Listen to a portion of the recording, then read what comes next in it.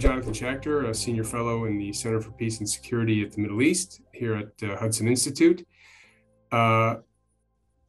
Israel began the new year with a new government, a new army chief of staff, and a long list of new and old security challenges. To discuss that list and some of the momentous decisions facing the Israeli government, I'm delighted to be joined today by Dr. Eyal Hulata. Eyal recently concluded his service as Israel's national security advisor. Prior to that, he served for more than 20 years in the Israeli intelligence establishment, including a decade in senior executive roles. Eyal holds a PhD in physics from Tel Aviv University and an MA in public administration from the Harvard Kennedy School. Eyal, welcome, and thank you for sharing your thoughts and insights with our viewers. Thank you, Jonathan. I'm very happy to be here and happy to talk to you today. Great. So let's get right into it. You and I talked, I believe it was the day they announced your appointment. That's true. About what you hope to achieve as the National Security Advisor.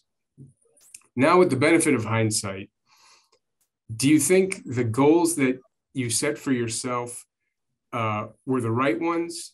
What did you achieve? What fell short? And what surprises were there? What things did you achieve that you didn't anticipate beforehand?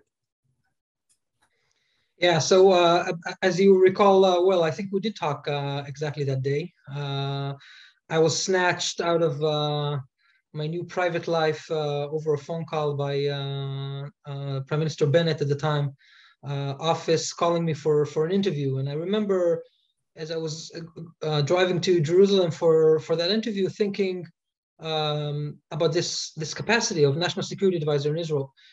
It's a big deal. Israel is a country with many challenges, also a lot of opportunities. This was a new government coming in after more than a decade of Netanyahu as prime minister, knowing that this government has some ideas about how things should be done, and quite clearly, I had to humbly ask myself, what would that mean to be national security advisor in such a setting? What capacity am I bringing to it, and how this will all play out? For me, what was important coming in was first and foremost to make sure that we harness the maximum amount of potential that our national security establishment organizations, military, intelligence organizations, foreign affairs, and others together to support our ability to cope with our challenges and to take advantage of the opportunities before us. Clearly, a year and a half ago, there were a host of things that we knew that were coming our way. Now talking about JCPOA seems like something that is a bit distant, but at that time, summer of 21, it was within arm's reach. With the joint interest of both, as we thought, Iran and the E3 in the US, to joining it, and many other things that were heading our way. Israel was just getting out of Garden of the Walls, short operation, but a very concise and I would say even dramatic in the fact that it joined together, unfortunately, events both in Jerusalem and most of the mixed Arab Jewish cities in Israel. So a host of things that, as the government started its position, were on the plate. And the National Security Advisor plays a very important role in making sure that all of the policy is intact, that the directives are clear, that there's good collaboration among all of the entities and organizations to tackle all of those issues. And I'm, I served for a year and a half, not as much as I think I at least expected, but quite enough to see a list of things that we handled well. Of course, there are things that we may needed to handle better. Can you give us some examples of each? Yeah, sure. So I think the most important thing that we needed to deal with clearly is Iran, right? I mean, Iran is the core of most of the security threats that Israel faces. Of course, the nuclear program, but not only the nuclear program, Iranian missiles, the fact that they finance, I would say, all of the terror organizations all across our borders, some more than others, of course, Hezbollah and Islamic Jihad, Palestinian Islamic Jihad more than others, but including Hamas. And there was a clear need to structure strategy with Iran that would allow us freedom of action against their aggression around us, which I think we maintained very, very well. We could definitely talk about this more. The fact that going back to the JCPOA is a very, I would say, widely in consensus in Israel, that this is not in our favor at this time. Both the previous government and this government held this as a goal to try to refrain from going back to JCPOA and avert to other solutions. The fact that we were able to deflect going back to JCPOA without taking blame for that, I think is a very important a piece in the way that we conducted our relationship with the administration. We managed to sign a groundbreaking agreement regarding Saudi Arabia collaboration with Israel, approved overflights over the kingdom and direct flights from Israel carrying pilgrims for the Hajj that would start soon, and I hope that this will materialize. You know, for years we tried to be able to achieve such important steps towards normalization with Saudi Arabia. We managed to do that. We managed to put a lot of content into the Abraham Accords, both with the Gulf countries, but also a very good reflection of that relationship to things we do with Egypt and Jordan. The maritime border agreement with Lebanon, which we managed to do right before the election, both in Israel and in Lebanon. And this was time critical at the time. A host of things that we managed to do.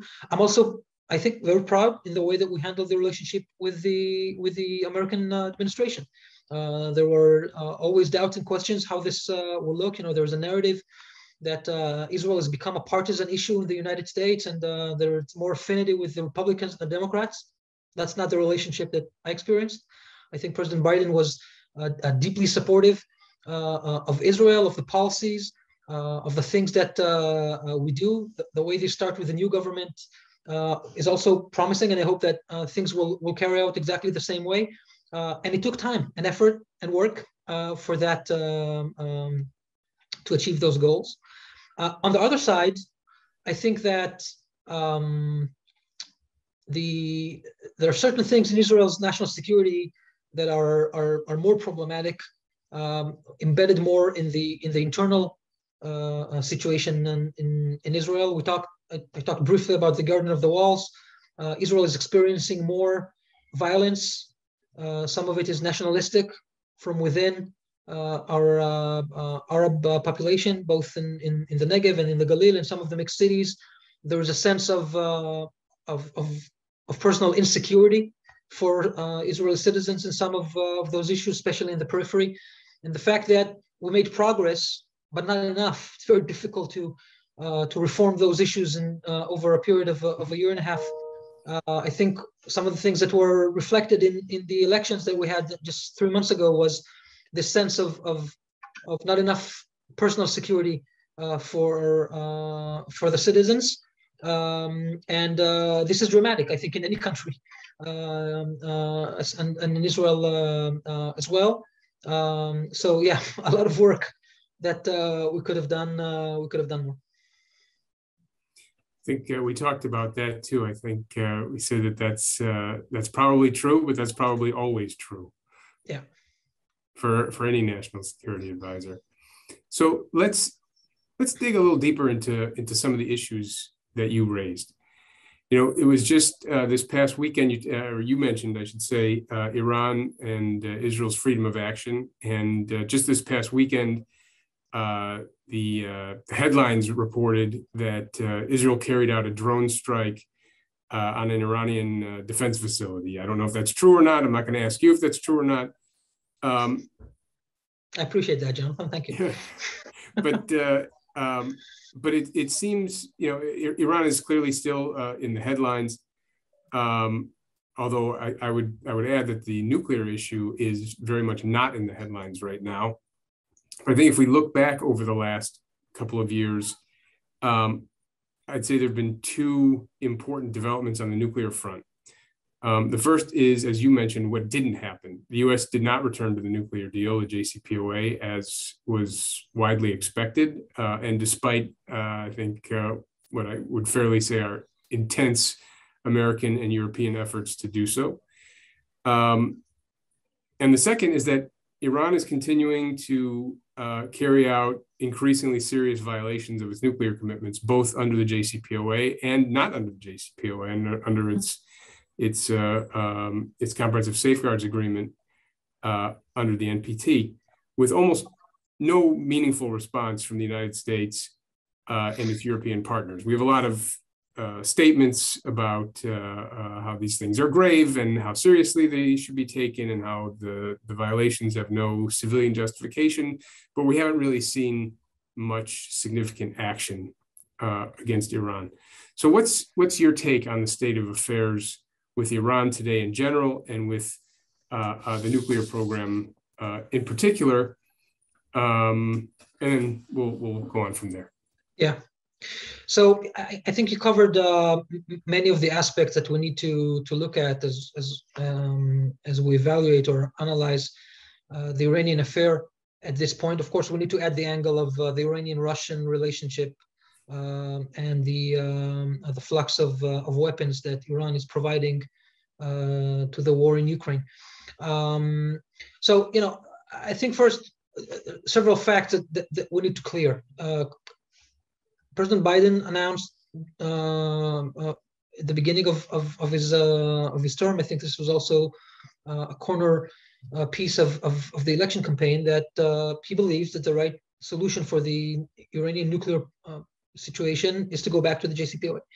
And the fact that there is a far diminishing breakout time in Iran's ability to enrich weapon-grade uranium, should they choose to do so, that is a fact. Iran, during the JCPOA, had a breakout time of several months, potentially a year, because that was the aim. And this was widely diminished through Iranian actions that were not handled well, we think, in Israel. In the international arena, diminishing this time very short. Israel's position was that the fact that there is a short breakout time is not good enough and a reason to go back to JCPOA, get some short-term relief that would extend for just several years until the sunsets of the JCPOA kick in. And on the other side, allow for a flux of money to go back in Iran from frozen assets abroad and investments and trade of oil and non-oil goods and a host of things that could increase Iran's economic capacity by dozens of billions of dollars. This will, of course, immediately have an impact on their ability to spend even more than they did before on regional aggression against not only Israel, Gulf countries, the work they're doing in Iraq, which is this country has been torn apart from within, and Iran is playing a significant role in that, and other issues, Yemen, a host of things that Iran is doing in the region, putting almost all of the countries they touch in turmoil. So from our perspective, this was very imminent. I should say also on a similar note, the leadership in Israel, Prime Minister Bennett and later on Prime Minister Lapid, decided, I think very wisely, to take a strategic dialogue approach with the administration to make sure that the administration understands what it is that we fear of, what are the limits that we think should not be covered, and conduct this dialogue with the administration constructively. And I think that went very, very well. The fact that once Biden told both prime ministers that he is not willing to give relief to Iran on the non-JCPOA issues, the open files of the IEA that you alluded to. We can talk more about this, and give relief to the Revolutionary Guards Corps that were enlisted in the foreign terror organizations by President Trump. I think it was in 2019 or 20.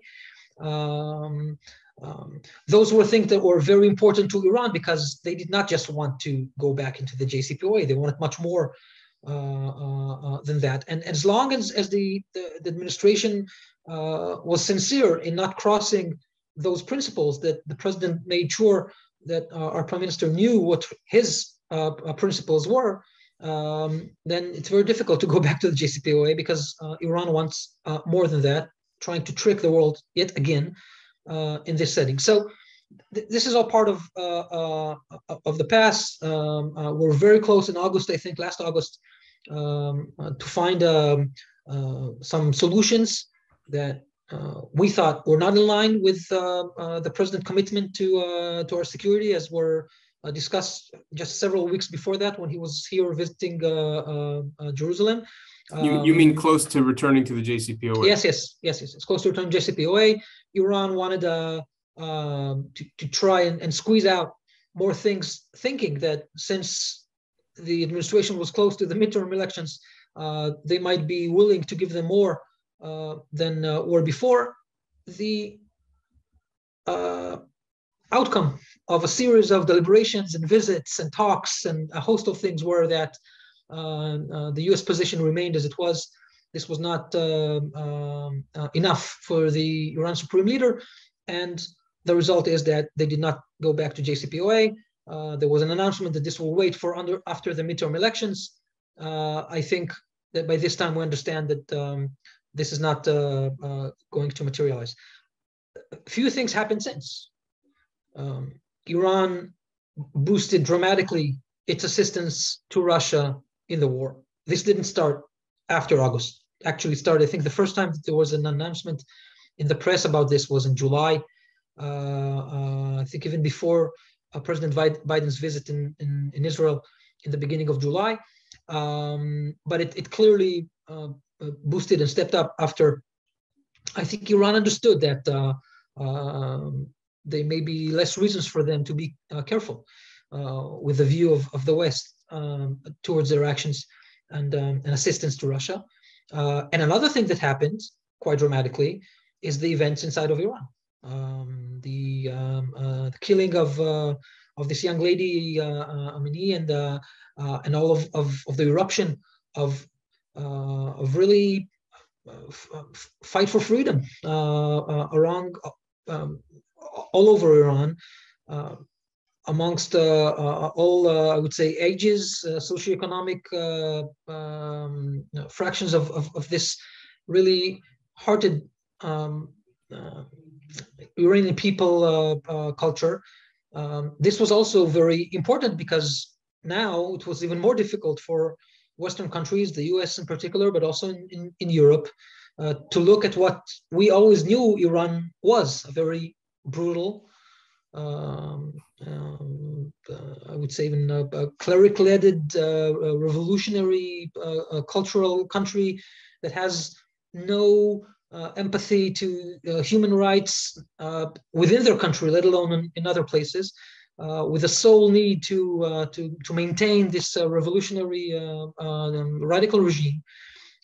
It was more difficult for the countries among the world to look aside when this happens in this way, both the intervention in the war in Europe and also with the things that happened inside of Iran. And I think that all of that created an atmosphere that at this point, as Secretary of State Blinken said just as he was coming into visiting Israel, that the deal is no longer on the table. And Iran is to blame for that. They had all the chances to do things in a different way, and they refused to do so because clearly they wanted much more than even the United States was willing to give them.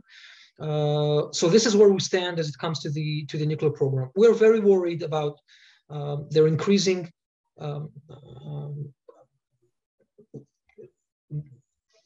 not only funding but also active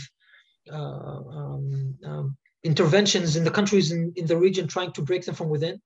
And this is why we found ourselves from time to time intervening even militarily in Syria and as needed to block them from terrorizing against Israelis and against our partners and allies. This is a corner piece of our strategy. It is embodied during this year and a half of this outgoing government. We don't talk about this too much. We don't put a lot of PR dimension into the action that we take inside of Iran. But I think that the audience understands that Israel is willing to act as needed. It is risky from time to time, but we're very calculated in the actions that we take and very surgical in the things that we do to make sure that we do our best to stop them from their ability to put danger directly to us, to our citizens, and also to our friends and partners in the region. So I think it's an interesting situation we find ourselves in that, okay, so the JCPOA is dead, as the president unofficially said, and as clearly seems to be the case. But I'm not hearing what the alternative is yet. I haven't heard the administration step up and say, this is, okay, there's no JCPOA, but I also don't see a lot of alarm about the Iranian progress on the nuclear front, and an alternative plan coming from the administration. I hear things from Israel and sort of more or less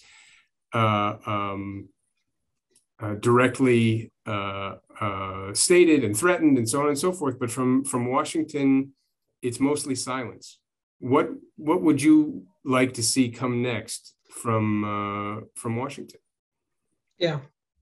So, clearly, I'm not sure it's my role or position to speak on behalf of the administration. I will say, I think, a few things that are, I think, becoming more and more visible in the way that we view here in Israel the American strategy as it is. The first, and we should say clearly, that it is true that both President Biden and Secretary Blinken, and I think also Jake during his visit in Israel, made it very obvious that going back to the deal is not on the table as it is.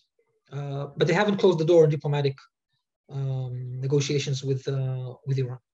And I think that there is still a strong belief that the proper solution to the Iranian nuclear problem is through negotiations.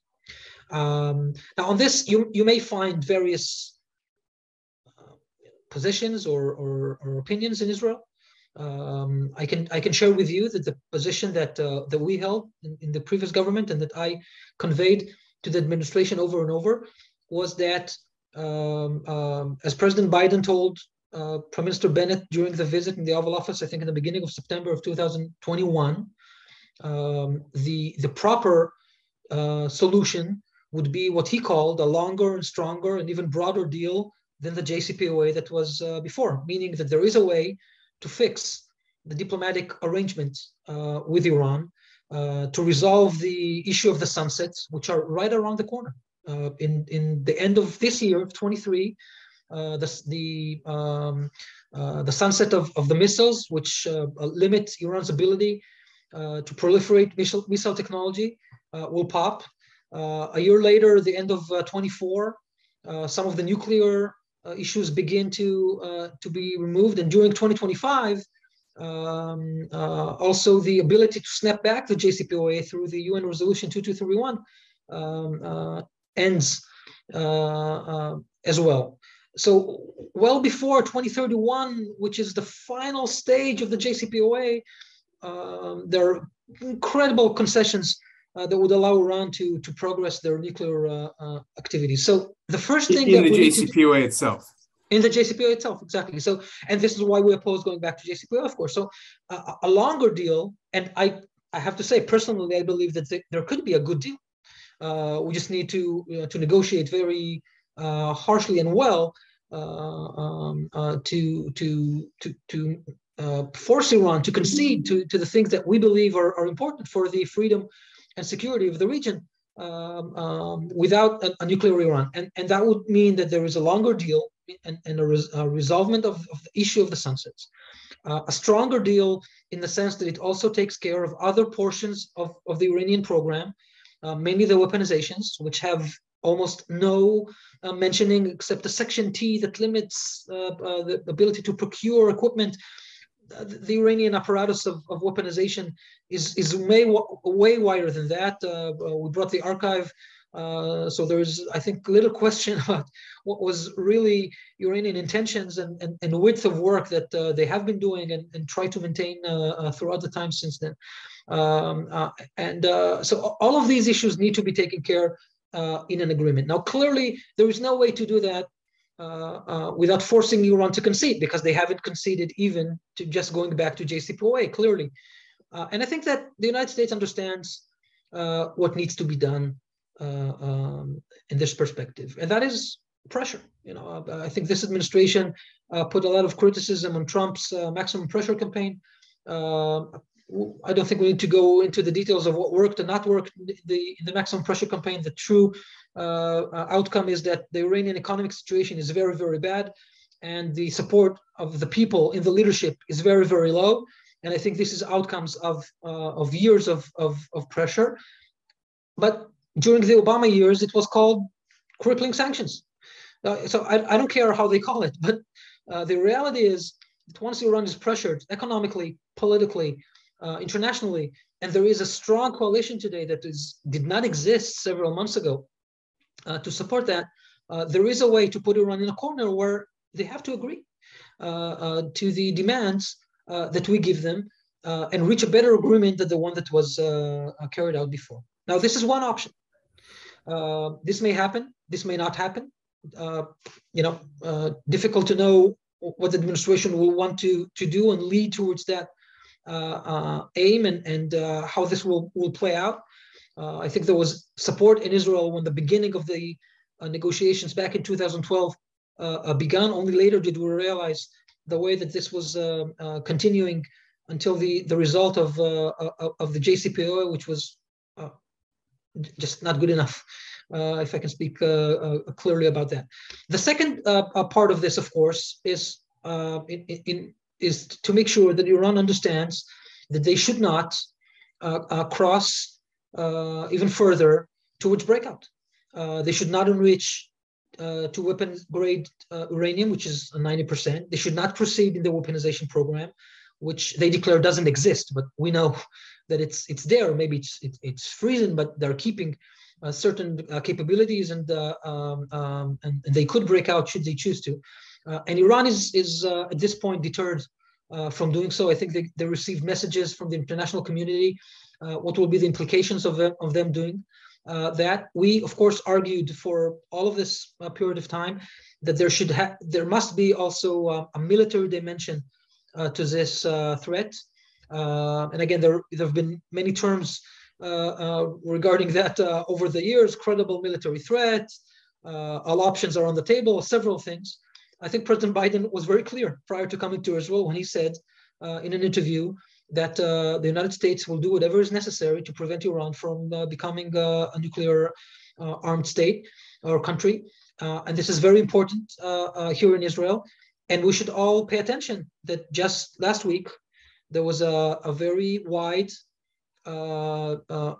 exercise between CENTCOM and the Israel Defense Forces, the IDF, unprecedented.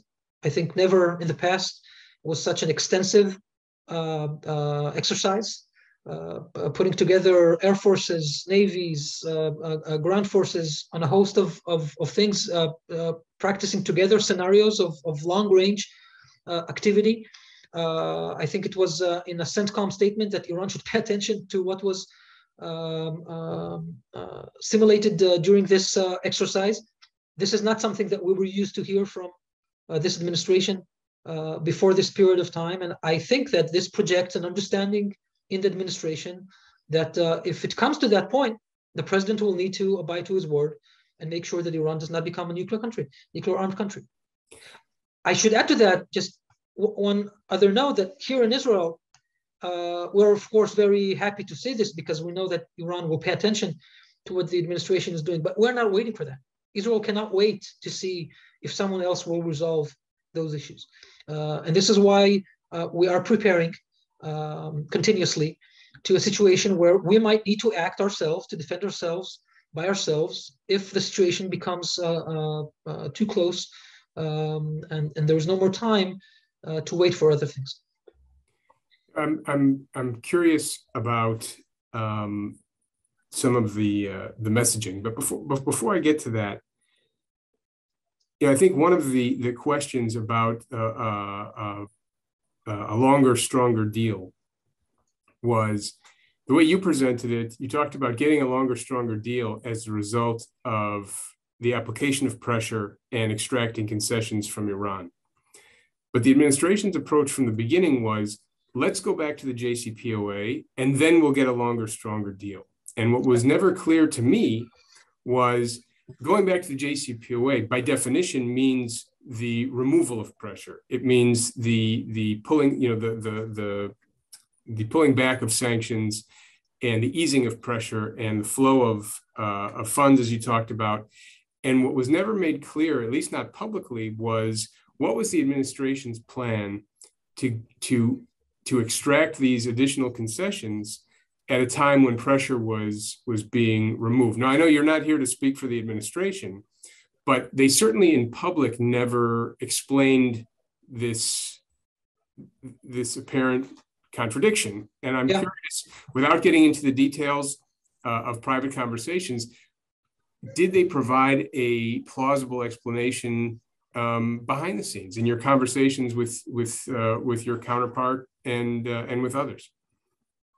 So, Jonathan, I think you will appreciate that I will not get into what was said in closed doors with the administration. I will say what we told them, right? We asked them exactly those questions. And we said that it will be crucial to understand what would be the strategy that would lead from JCPOA to another deal. The way we understand Iran, the way we understand Iranian decision-making, our belief, and I think that has been maybe proven, that the supreme leader of Iran does not intend to give anything just because he's asked politely. I would say that that is true even to going back to JCPOA. So clearly our position was that this cannot happen. You cannot go back to JCPOA and then think that you can squeeze more from them. But, I mean, we could have had this conversation months ago, and I think we also did. And this could have been relevant. I think at this point in time, it's just not relevant anymore.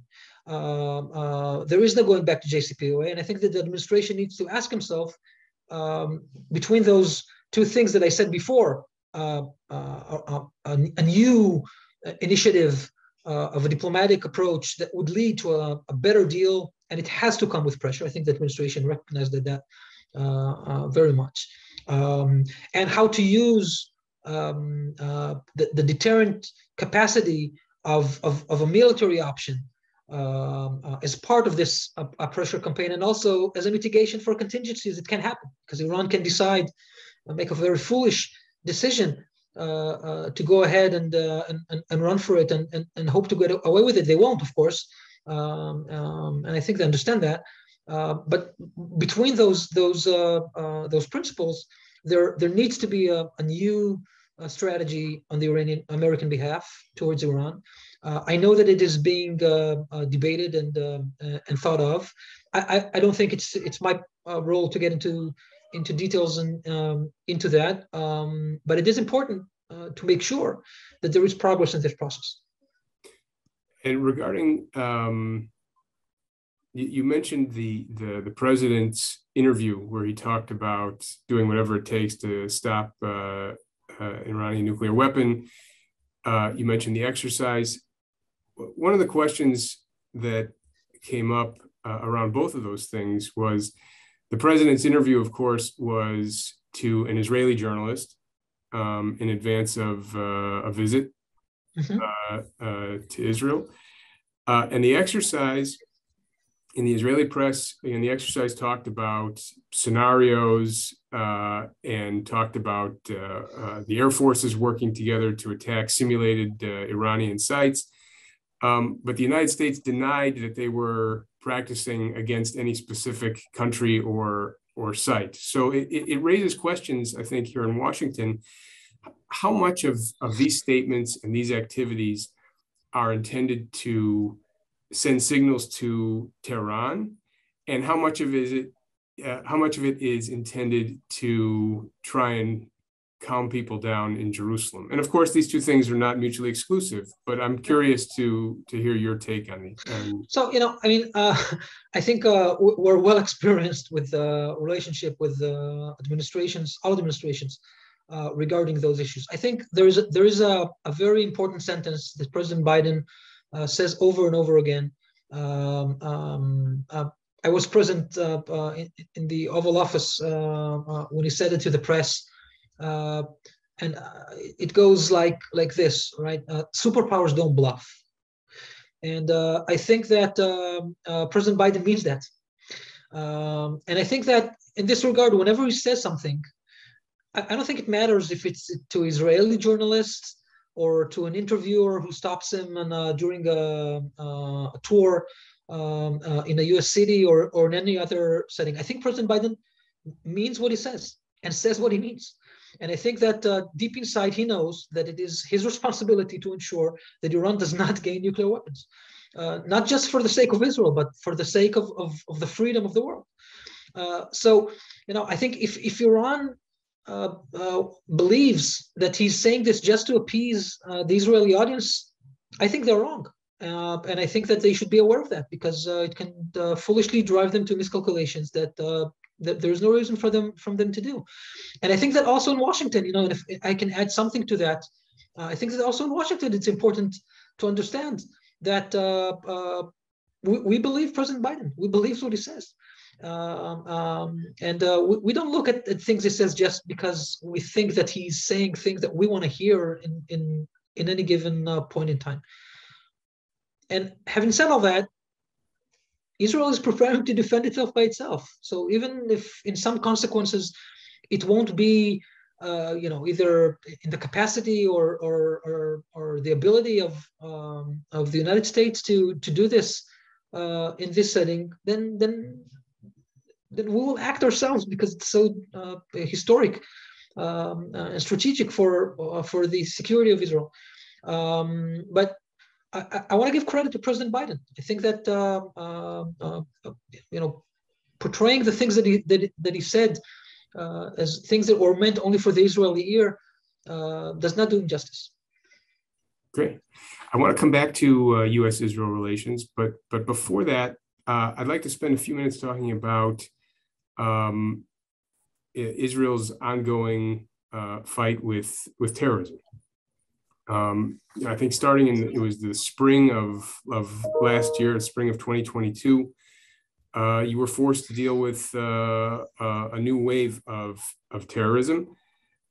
This past weekend on Friday, Palestinian terrorists carried out the worst attack in almost a decade, killing 7 and wounding others at a Jerusalem synagogue. In recent months, the IDF appears to have stepped up its activity in Judea and Samaria, the West Bank, both because of an increase in terrorist activity, but also because of a parallel decrease in enforcement by the Palestinian security forces. Do you think the PA forces are unwilling, unable, or both? And what do you expect the new government is going to have to do to address this in the coming months? Yeah. So first, we should recognize that there is a deteriorating security situation in Judea and Samaria and West Bank. It is not organized terrorism as we had in previous waves. There was a debate in Israel if we're already in or prior to a third intifada, which will be,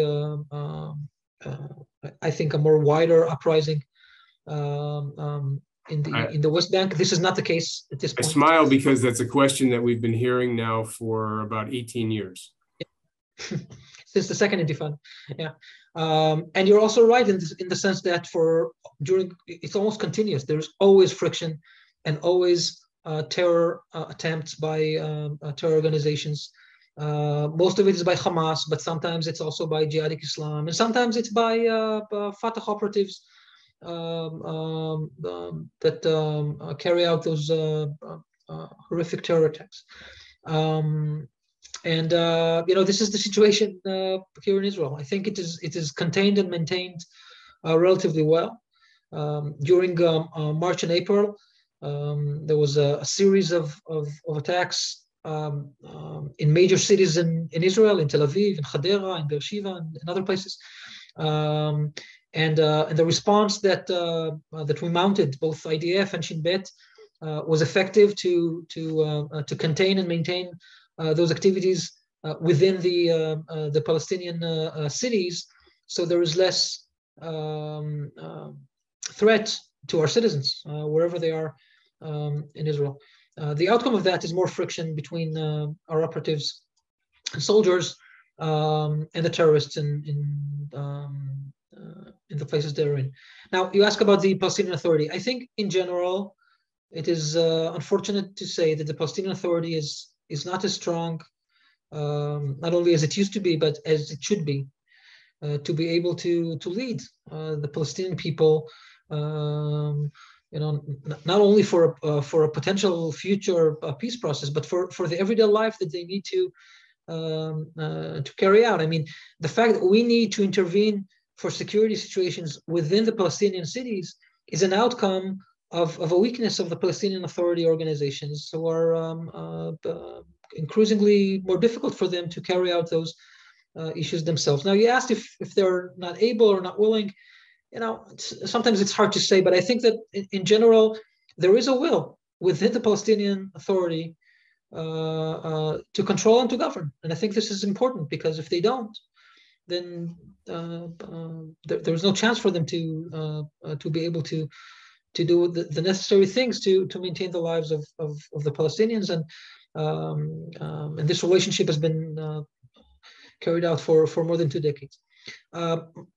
My hope is that there will be an improvement. Abu Mazen unfortunately declared, instead of condemning the terror attack in Jerusalem on Friday that killed 7 people outside of a synagogue on a Shabbat evening, of all times and places, instead of condemning this terror attack,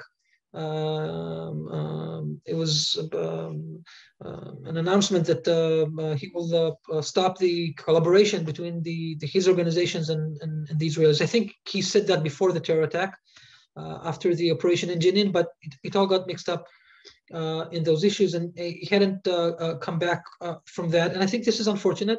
I know that this was discussed during Secretary Blinken's visit here in Israel. My hope is that they will regroup on themselves and carry their duties, so that we don't need to intervene and do the work for them.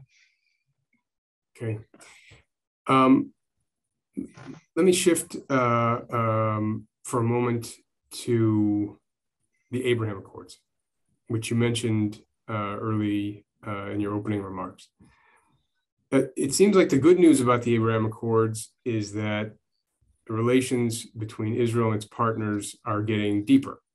Right? We've seen the conclusion of a free trade agreement, travel and business, all of these things are growing.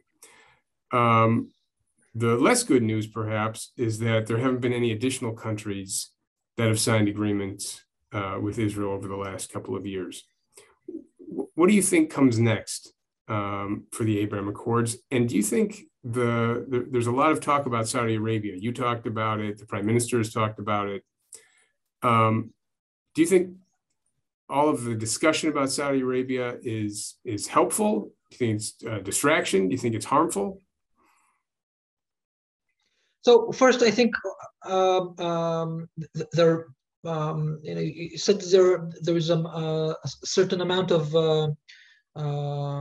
uncertainty, and I think that in general the process of the normalization of and integration of Israel in the region is gaining momentum. And this year and a half were dramatic in this regard. First, as you said, we put a lot of cement into the core of the Abraham Accords, and also with Egypt and Jordan, which benefit from these agreements. The Negev Forum that was led by Foreign Minister Lapid at the time brought together the foreign ministers of the region and Secretary Blinken for a formal visit in Israel. Foreign Minister of the UAE, of Bahrain, of Morocco, of Egypt. The Jordanians chose not to come because of the Palestinian angle, but I'm sure that they will join in the future. And this put a lot of content into the agreements that were signed more than 2 years ago. And this is very important, that those agreements will not just be signed documents, but they will benefit the people. Our trade with the UAE exceeded $2.5 billion in 2022. This is more than double than it was in 2021, and almost tenfold it was in 2020 before the Abraham Accords were signed. This is dramatic. And the free trade agreement has a dramatic impact in promoting various fields of trade and that amount at the end to something that is so high. It means that the UAE is a trade partner. I think they elevated from 150 to about 15 in their ranking in the Israeli trade partners globally. It's outstanding. It's I would say even mind blowing. And not enough credit has been given to the government for doing so. And agreements that are regional, like Prosperity Green and Prosperity Blue, where we signed with the UAE and Jordan agreements that would supply Israel solar energy from plants that will be built in Jordan, and will supply Jordan desalinated water, which there's so much in need from a plant that we will enlarge the Mediterranean and sell to them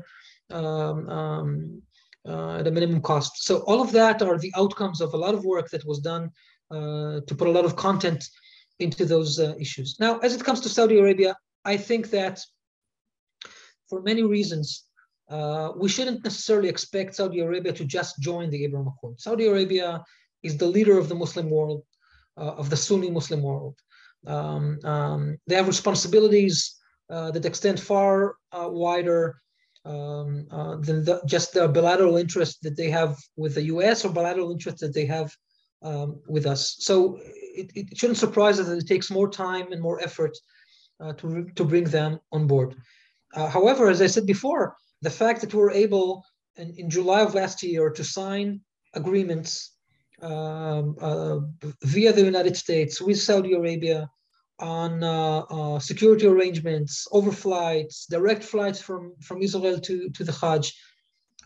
This is not small things. These are dramatic things. We've waited and worked hard for years to achieve with them. It's groundbreaking in the ability to have bilateral understandings with the Saudis on things that are at the core of the issues at hand. These are first steps. I think we call them baby steps towards agreements with them, and this happened during this period of time. And I think it's very, very important not to overlook the significance of those achievements, and a lot of tribute to be given to President Biden and his team that worked hard to allow and to facilitate this very important achievement. And I think that there is more to come. I think that there are more things that we can do with them. I think that it is in the interest both of Saudi Arabia, Israel, and the US to continue this process of coming along. There are issues between Saudi Arabia and the US that need to be resolved clearly, that Israel does not necessarily have a part in. But there is a clear understanding of the importance of this to be dealt in a group. And as for other countries, there has been a lot of progress with more countries than just with Saudi Arabia.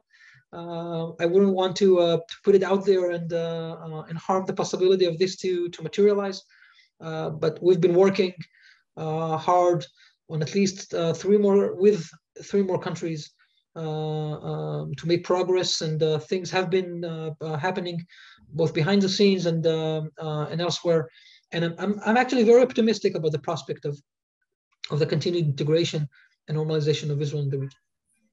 One of the criticisms of the Abraham Accords, which I think it's from a minority, but you hear it nonetheless, is that the Abraham Accords were intended to be a way to ignore the Palestinians. Now, having been there myself in the years before the Abraham Accords, I would say while we were preparing the Abraham Accords, the idea wasn't to ignore the Palestinians. The idea was, one of the ideas, I should say, was to take away the Palestinian veto over progress in relations between Israel and its neighbors. And I think in that sense, it's been very successful, because that veto wasn't helping anybody. It wasn't helping, least of all, the Palestinians. And so it's curious today, sort of linking the last two things that we talked about. You have the Saudi foreign minister a few weeks ago who tried to relink the two. Right? He said there wouldn't be normalization with Israel until there was progress with the Palestinians, which in a way is sort of re-upping the Palestinian peace veto. I'm curious to hear your sense of the impact of the Palestinian issue on the Abraham Accords to date and moving forward, noting also, you pointed out that Abu Mazen did not condemn the attacks last week, but from the Gulf, they did. Yeah, they did. Look, Jonathan, I think broadly speaking, Israel has signed agreements with Egypt almost 4 years ago, with Jordan almost 30 years ago, and with the countries of the Abraham Accords. And I think that all of them were done because there is a joint interest to integrate Israel into the region, in parallel to any other conflict that we may have here. Now, of course, I mean, the Palestinian issue is important to the other Arab countries. We need to remember that in the independence war in 1948, all of those countries invaded Israel because we declared our independence here in this piece of land, right? So it has always been within their thinking and interests. I think that those countries understand that they cannot be captive to this narrative and pay prices of their own interests, and so should in Israel. You can continue to debate whether or not you believe or not believe that there should be a political solution with the Palestinians. Israel has tried several times to reach a political solution with the Palestinians. This failed every time because of rounds of violence. So even if we don't get into the question of what should or shouldn't be a solution, it's not like Israel hasn't tried in good faith to reach those agreements, and the countries around us recognize that. I think they also recognize that we have a right to be here. We have a right to live here, as you said. There were condemnation of the terror attacks of this one last week. One of the interesting things that happened during the Negev Forum, they convened all the foreign ministers, and there was a stabbing, I think in Jerusalem during that time. And Foreign Minister Lapid told his friends and told them, "Look, I think we all should stand up and condemn this." They didn't argue at all, right? I mean, in a second, they all said, "Of course, we all oppose violence. This shouldn't happen." They cannot conduct a terror act to try to sabotage what we're trying to do here, blending all of the joint economic and political and cultural interests that we have in the region. So, I think that we're in a different phase. It's potentially a generational thing as well to that end. Having said that, I think the Saudis have always made it clear that it's more difficult for them. And then I think there is a reason why they didn't join the Abraham Accords in the first place. They give their blessing to it, right? It was widely expected, and I think it's very important that they play that role in supporting the signing of the Abraham Accords. And the Saudis will need to decide for themselves what it is that they need to provide to their people, to their leadership, to themselves, in order to normalize the relationships with Israel and to resolve the bilateral things that are important to them with us and with the U.S. In this regard. And I will say in general that my personal belief is that those agreements will eventually also have a positive impact to the possibility to have a solution, a viable solution with the Palestinians. Maybe it's difficult to envision it now, and while we're in violence, it's very difficult to understand how this can look like, and so much is at stake. But eventually, I think the path is very clear. An integrated Israel in the region, maintaining itself as a democratic and a home to the Jewish country in a region that is mostly Muslim and Arabic, but we can do this. We can be working together collaboratively and productively, jointly, and I truly hope that this process will do that. I think that makes a lot of sense, and I think that was the logic behind it from the start, despite what the critics have said. So let's wrap up with some thoughts about U.S.-Israel relations, which we've talked about throughout. While you were the National Security Advisor, you were a frequent visitor to Washington. What are the big lessons you learned about U.S.-Israel relations? And tell me something that you wish more Israelis and more Americans knew about the relationship between the two countries. Yeah. Well, first, it's true, Jonathan. I mean, I visited in Washington many times. I'm trying to count how many times I've been in Washington during this a year and a half that I was National Security Advisor. Many. And we hosted my counterpart, Jake Sullivan, in November 21, and he came right after I finished when the new government was sworn in. President Biden visited Israel in July, and Prime Minister Bennett visited him at the Oval Office and visited. There were 2 visits of the prime ministers in New York in the General Assembly. I mean, there were so many things happening. We hosted groups of senators and congressmen, and so many things in interaction. I think that my overall lesson is that we always talk about the ironclad commitment of the United States to the security of Israel. It's real. It's not just words. I wish people could be there to see how warm and strong the communication between the leaders, how the setting is while we talk a beautiful outcome like the Jerusalem Declaration that stipulates in written the strong commitment that the American president and President Biden signs it, but President Biden recognizes that he's signing it in the name of the president that preceded him and that with the presidents that will come after him in future time. This is all very, very genuine. Israel does not have any other stronger ally and partner than the United States. And I will dare say that the United States does not have any stronger ally and friend than Israel, not only in the region, but I think globally. We managed to agree on a framework for strategic technology collaboration with the U.S., something that was close to my heart. As you said, I studied physics and spent many years in advanced technology here in Israel.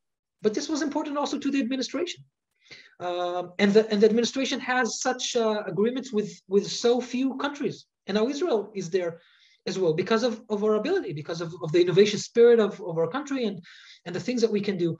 This is all very, very important. And I think that on the day-to-day, the citizens in Israel sometimes tend to be critical at this relationship. And I think better than me that there's always a narrative in Washington that we're not sure that Israel is playing up to its role. This is so far from the real tight relationship that I experienced with the administration to it. There's at least in Israel there is a fear that Israel is becoming a partisan issue in Washington. I can testify as National Security Advisor, this is not what I experienced. I experienced a very warm and commitment to the security of Israel by this administration. I think as strong as we experienced with the Republican administration than before. There are disagreements. There are policy things that we disagree with this administration. As you know, serving for the previous government, that there were disagreements also with Trump's administration on various things. We don't need to list them now, but they were there and visible. This will always be the case. But the fact that we can bridge over them is so important. And I'm happy that you asked that question, because I think that the ordinary people do not have a deep enough appreciation to how strong this really is. We're used to hearing criticism, and whenever there is a rift, it gets more momentum and coverage in media and social media and others. This is not what is fundamentally at the core of the relationship between the United States and Israel. And I'm very happy to be a part of that, and very happy to play my role in strengthening that, in part of this, I think, eternal chain of friendship and mutual work. Yeah, on that very positive and very optimistic note, I want to thank you for joining us today. I think I learned a lot, and I hope the viewers learned a lot as well. And please come back and join us again. Thank you, Jonathan. I'm very happy for the opportunity. Very happy to be talking to you. You're a close friend for many, many years. And I hope, I can shed some light for the audience on these important things, and see you soon. Looking forward to it.